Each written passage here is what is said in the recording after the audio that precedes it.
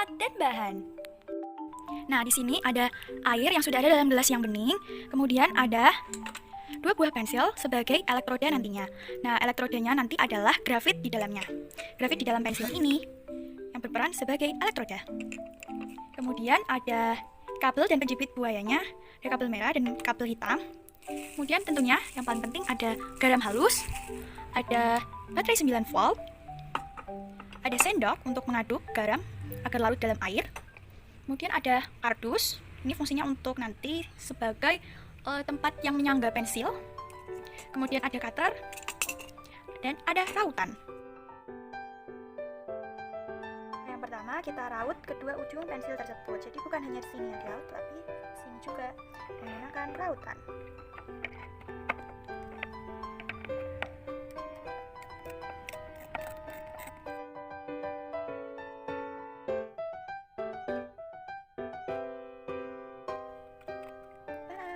Sudah siap buah lubang yang seukuran diameter pensil.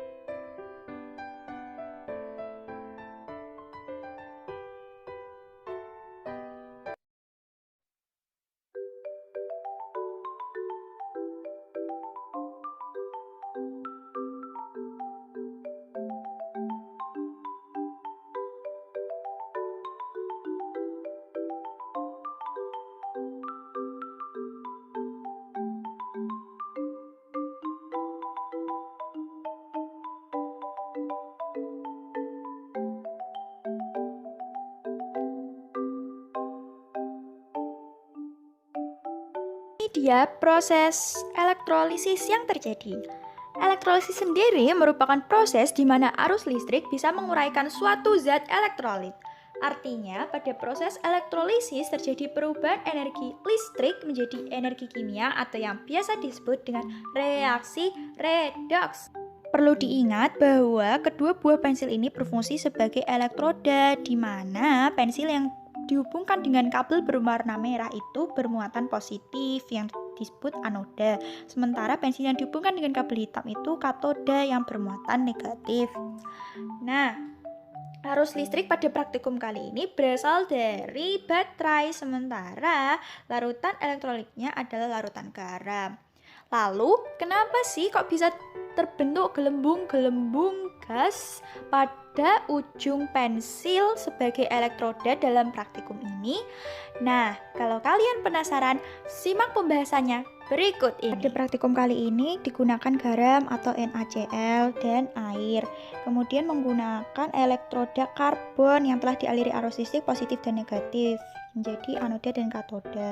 Nah, di sini ada NaCl yang terdiri dari ion Na+ dan ion Cl-. Kemudian ada air atau H2O yang terdiri dari ion H+ dan ion OH-.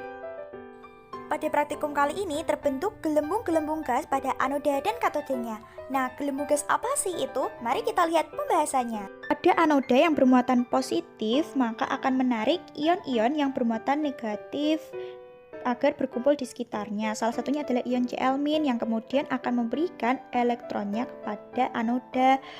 Nah, disinilah terjadi proses oksidasi dengan rumus 2Cl- menjadi Cl2 plus 2E. Cl- yang melepas elektronnya bergabung menjadi molekul diatomik Cl2 atau biasa disebut dengan gas klorin. Jadi gelembung-gelembung yang terbentuk pada anoda adalah gas klorin.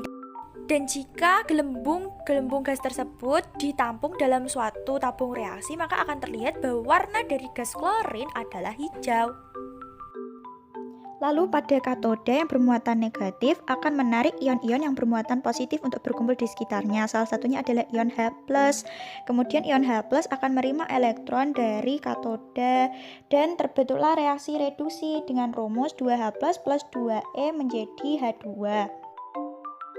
Ion H+ menerima elektron dari katoda, maka akan terbentuk molekul diatomik H2 atau biasa disebut dengan gas hidrogen. Jadi, gelembung-gelembung yang terbentuk pada katoda adalah gas hidrogen. Jika gas ini ditampung dalam suatu tabung reaksi, kemudian didekatkan dengan sumber api, maka akan terdengar bunyi pluk. Sementara itu, masih tersisa ion Na+ dan OH-. Nah, kedua ion ini bergabung membentuk senyawa NaOH yang merupakan basa kuat. Jadi, dapat disimpulkan bahwa praktikum elektrolisis ini menghasilkan natrium hidroksida, gas hidrogen, dan gas klorin yang dapat dirumuskan 2NaCl plus 2H2O menjadi 2NaOH plus H2 plus Cl2.